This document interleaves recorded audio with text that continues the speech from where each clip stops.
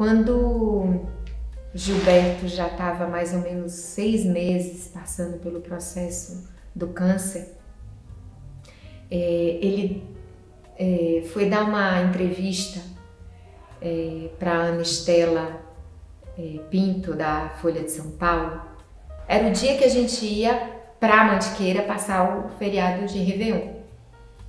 E aí eles sentam no jardim lá de casa e eu começo a arrumar as coisas para a viagem, na cozinha, só ouvindo a entrevista.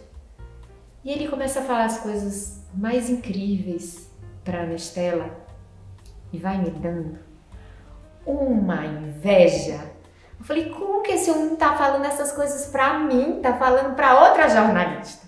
E no dia 30 de dezembro de 2019, sai essa matéria de Gilberto na Folha. E poucas coisas eu acho que Gilberto fez tiveram tanta repercussão imediata. Foi um estraçalho. 2 de janeiro, toca o telefone, era o Carlos Andreasa, que na época era editor da Record, dizendo: Gilberto, aqui tem livro. Você não topa escrever um livro sobre o que você está vivendo? Eu, mais uma vez, só na butuca, né? Eu ali colada nele.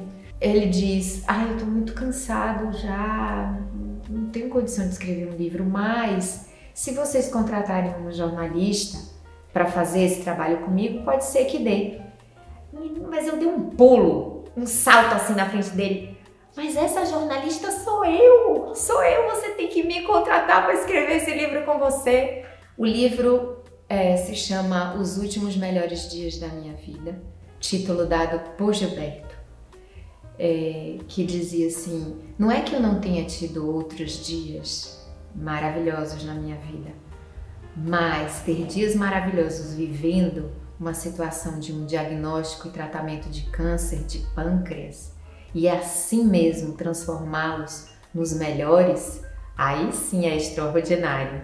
Mas ele vai fazendo toda uma revisão da vida dele, vai fazendo um balanço e vai trazendo para o livro toda essa densidade que a proximidade da morte traz quando você está pronto para viver. E sem dúvida nenhuma, o nosso relacionamento foi um espaço importante na vida e na morte. Uma coisa assim de que a gente era muito a gente. Eu tinha um momento com os filhos, com o trabalho, mas a gente tinha muita vida nós dois. E isso fica ainda mais aprofundado durante a doença. Primeiro porque a gente não se iludiu em nenhum momento. Então a gente sabia que cada dia podia ser o último e a gente queria viver intensamente cada segundo. Aqueles 10 meses eu quis viver para cuidar dele. E ele quis morrer nos meus braços. Para Gilberto era muito importante que ele não chegasse num nível de deterioração física e cognitiva em que ele não se reconhecesse. Ele falava de 3 mortes. A morte física, quando você depende fisicamente de alguém. A morte intelectual, quando você já não responde por suas próprias ideias. E a morte da vida importante. Que ele dizia que é quando você faz, não tem mais influência. O que você diz não é mais considerado. E para ele, todas as mortes eram terríveis. Mas essa morte da vida influente, talvez fosse a que ele tivesse mais medo. E ele diz isso no livro, né? Que ele resolveu juntar todas as mortes numa só. E de fato, Gilberto não foi carregado em nenhum dia. Fui eu que cuidei dele até o fim. Eu fiz tudo que eu podia fazer por aquele homem. E eu tive todo o retorno que uma mulher pode ter num relacionamento como esse. Porque se teve uma coisa que Gilberto fez nos últimos melhores dias da vida dele, foi se declarar e declarar o amor por mim publicamente. Ele não perdia uma oportunidade de uma entrevista, de um telefonema, de uma pessoa que passasse lá por casa para dizer o quanto ele me amava e o quanto que era especial na vida dele. A morte de Gilberto me deixou devastada e plena ao mesmo tempo. Então eu me dei o tempo do luto e o livro foi meu grande companheiro nesse processo de travessia.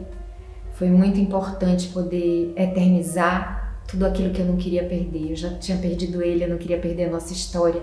E essa história ficou perenizada no livro. Isso me deu também muito conforto.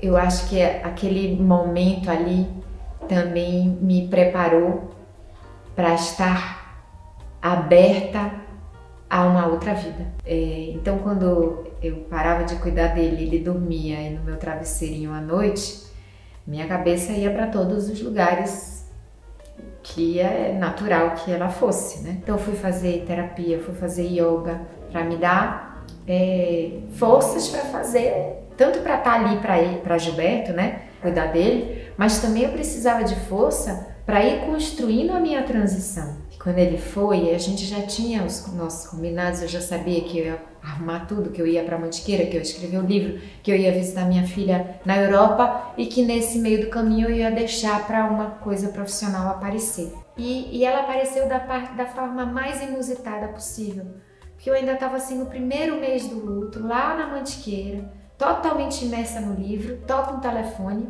era uma headhunter totalmente desavisada, desinformada, perguntando se eu queria participar de um processo seletivo. Bom, eu rapidamente entendi do que se tratava, mas disse: amiga, tenho menor condição de pensar sobre isso agora. Eu vou terminar de escrever um livro. Se vocês ainda estiverem interessados, daqui a 2 meses podem me procurar. E eles estavam interessados em me esperar, e eles esperaram. 2 meses depois já veio o pessoal da Fundação Lehman conversar comigo. Eu tenho essa conversa com o Veveu e Isolda e eu me encanto pelos dois, eu me encanto pelo projeto. Paralelamente à minha vida profissional no Centro Lehman, eu logo quis juntar Marcos e Gabriel, os filhos de Gilberto, tornando um projeto que ia perpetuar o legado dele. E no aniversário de Gilberto, primeiro aniversário sem ele conosco, a gente assina a ata de constituição do Instituto Gilberto de Menstein. Eu vou sempre fazendo isso, né? Uma data que seria muito difícil tem que ter alguma coisa que é de renascimento para ressignificá-la. E a ideia é que a gente possa colocar tudo isso numa plataforma digital, não como um museu que fala do passado, mas como uma inspiração para o futuro. Gilberto sempre foi assim. Ele estava sempre pensando uns 3 passos à frente do nosso tempo, né? Então a gente quer que o legado dele continue reverberando no tempo. É verdade que a presença física, né, a companhia, tudo isso é a ausência que não se cala dentro de mim. Mas a presença dele se manifesta mesmo nesta ausência.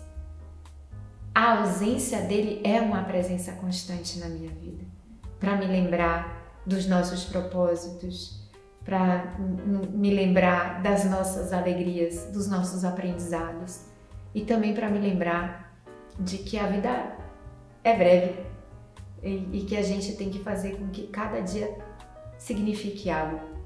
Fazer com que cada ato possa ter uma magnitude e que as pequenas coisas possam não ter tanta importância.